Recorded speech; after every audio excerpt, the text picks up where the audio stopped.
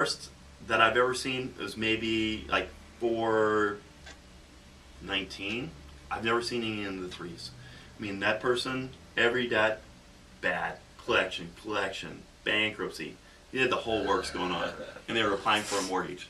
It's like, really? Do I need to tell you you can't qualify for one? Man, you should know that by now. So then other things that are involved in credit inquiries and legal procedures, things like that.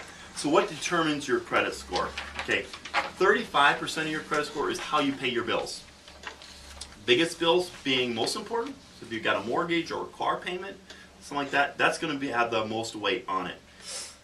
The most recent, most important. The last 6 months, extremely important. Okay, so if you were 30 days past due on a credit card in the last 30 days, probably going to cost you about 80 points just because you were late 30 days on a credit card within the last 6 months.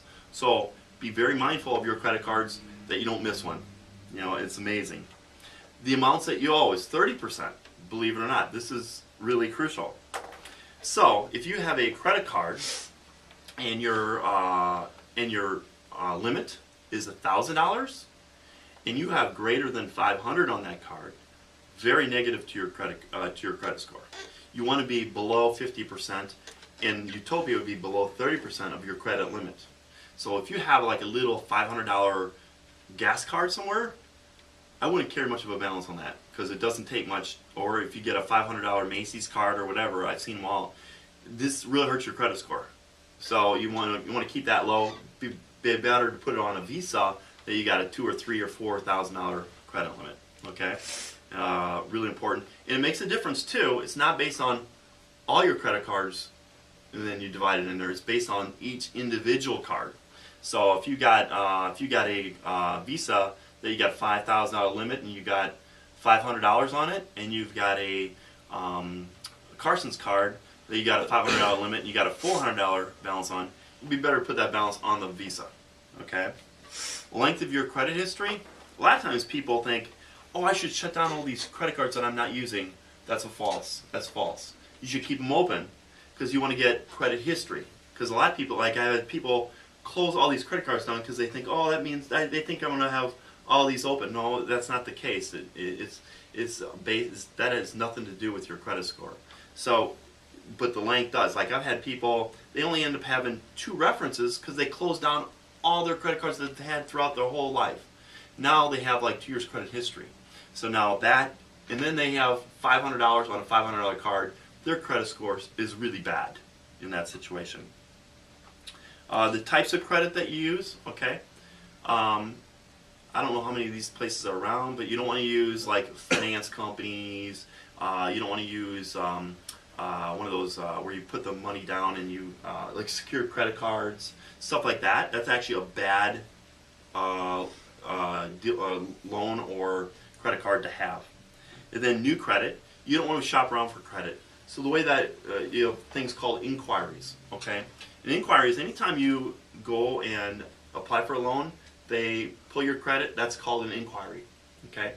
Now if you're getting a loan for a mortgage, you talk to me, you talk to whoever else, Joe's Mortgage. If you have them within a 45-day period, only get hit one time. It's 5 points for the one inquiry. But if you go to me and then you go to Target and you get a credit card, you get an inquiry there, that's another inquiry. So they each add up to about 5 points each is what an inquiry costs you. But if you get the same category with a certain period of time, that within 45-day period, if you go out and buy a car and they shotgun you, I don't know if they do that anymore, but they used to. They shotgun you to all, who can get back to me first type thing. I don't know if they do that anymore. But if they did that, it wouldn't hurt your score as it did in the past. In the past, it would destroy your credit score. That's the reason why they made that adjustment back probably about 8 years ago.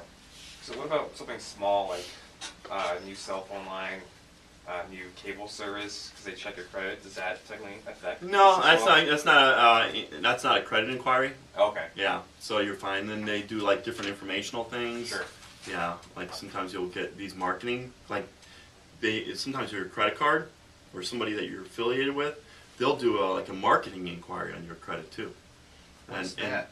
Huh? What's a marketing inquiry? They want to see kind of what your score is so they can market to you. That's why you get all these The things in the banks mail. do that. Yep. That's why you get all this stuff in the mail. Like you get, Yeah. like I get like, I don't know, I get like 5 credit card offers a day. I'm like, seriously? How many credit cards does one need? Right. If somebody was a thief, they could easily get all these credit cards, blow them up, file bankruptcy. Not to give you guys ideas, Yeah. but that's seriously, some people do that too. Really, they do. But yeah, that's how that would work. How is your credit score used in the mortgage application? Any questions on that We piece of had it? somebody tell us that when you're dealing with like getting pre-approved and stuff like that, those credit inquiries didn't have a negative effect on you. No, it's 5 points. But yeah, it does cost you 5 points. But yeah, no, it's I was gonna say something else about that area, but yeah, no, it does. I'm not gonna lie to you. It's 5 points. Yeah, just gonna gauge you for 5 points. How is your credit score used in the mortgage application? Determines the maximum loan to value you can use. So when I run your file through an underwriting, and you have a 640 credit score versus a 740 credit score, I'm not going to get you approved more than likely.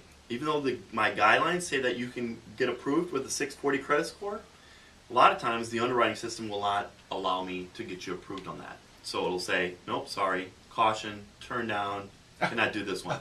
So my guidelines say you can do 640, but my underwriting system says no, you can't, unless you do FHA. So that's an important piece there is that. Determines your interest rate. So I put on here the next page here, okay? So what would my rate be if I put 10% down on a conventional financing and my credit score was 740 or greater? This is as of yesterday on a single family home. 740 or greater, you'd be at 3.875. 720 to 739, you'd be at 4%. 700 to 719, 4.125.